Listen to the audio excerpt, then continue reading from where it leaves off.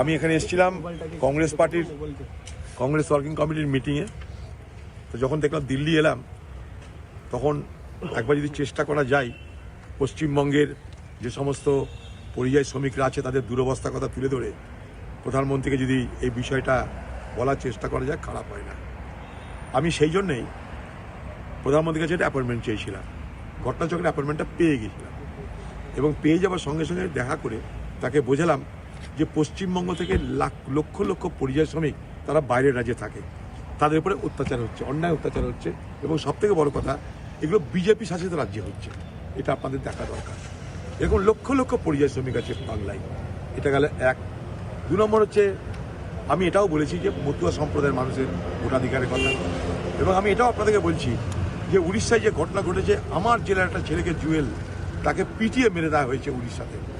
আপনারা জানেন কিছুদিন আগে আমি পানিপথেও গেছিলাম এই পরিযায়ী শ্রমিকদের জন্য, এবং আমি আগামী দিনে উড়িষ্যাতেও যাব এই পরিযায়ী শ্রমিকদের জন্য। আমি বাংলার পরিযায়ী শ্রমিকদের উপরে কোনো অত্যাচার কোথাও হলে, কোনো রাজ্যে হলে পশ্চিমবঙ্গ সরকার কি করবে জানি না। আমি হেরেছি এটাও আমি জানি। আমি হারিবা যদি পরোয়া না করে সেই সব রাজ্যে গিয়ে সেখানকার পরিযায়ী শ্রমিকদের উপরে যাতে কোনো জুলুম অত্যাচার কোনো রকমের অন্যায় না হয়, তার জন্য আমি আপ্রাণ লড়বো এবং চেষ্টা করব।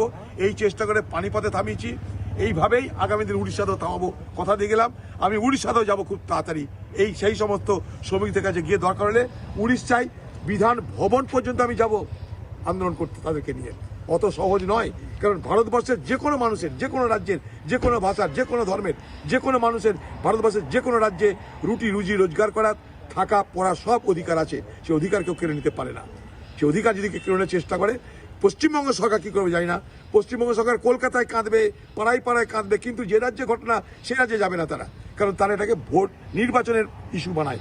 আমি নির্বাচনের জন্য নয়, সেই সমস্ত মানুষদের উপরে, সেই সমস্ত পরিযায়ী শ্রমিকদের উপরে অমানবিক অত্যাচার হচ্ছে, তার মোকাবেলা করতে যাবো নাই। পরিযায়ী শ্রমিকদের জন্য কিছু বললো না, শুধু তাই নয়, ওয়াকফ নিয়েও কিছু বললো না এই ভারতবর্ষের লোকসভায়। এটা তাদের চালাকি, তারা এটাই করে। তারা মানুষের জন্য কাঁদে, কিন্তু সে কান্নাতে জল বার হয় না। কুমিরের কান্না। প্রধানমন্ত্রীর সাথে যে কথা হলো, উনি কি বললেন? উনি বললেন না, দেখুন আমি সবটা তো জানি না, আমি সবটা জানি না, আমি নিশ্চয়ই জানার চেষ্টা করছি। আমি বললাম এটা না জানা কিছু নাই, সারা বাংলা উত্তাল হচ্ছে এই ঘটনায়। আপনি জানেন না কেন, এটাও আমার জানা নাই। সারা দেশ জুড়ে এটা হচ্ছে, এটা দেখুন। কারণ এইভাবে পরিযায়ী শ্রমিকদের অত্যাচার করার মানে হচ্ছে ভারতবর্ষের অর্থনীতিও ক্ষতিগ্রস্ত হওয়া। আমি আমার চিঠিতে সেটাও লিখেছি।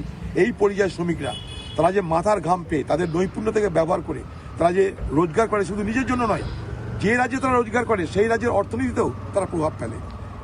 তাই তারা কিন্তু আমাদের আর্থিক ব্যবস্থার একটা অঙ্গ। তাদের উপর এই ধরনের অত্যাচার হলে আখের দেশের ক্ষতি, এবং সেই সমস্ত মানুষের রুটিরুজিতে হাত পড়ছে। তারা কোথাও কাজ না পেয়ে বাধ্য হয়ে তারা বাইরে গিয়ে কাজ করছে। তারা নিতান্ত নিরুপায় হয়ে বাইরে গিয়ে কাজ করতে যাচ্ছে, আর সেখানে যদি হত্যা হতে হয়, এর থেকে দুর্ভাগ্যের কি থাকতে পারে। সব বলেছে।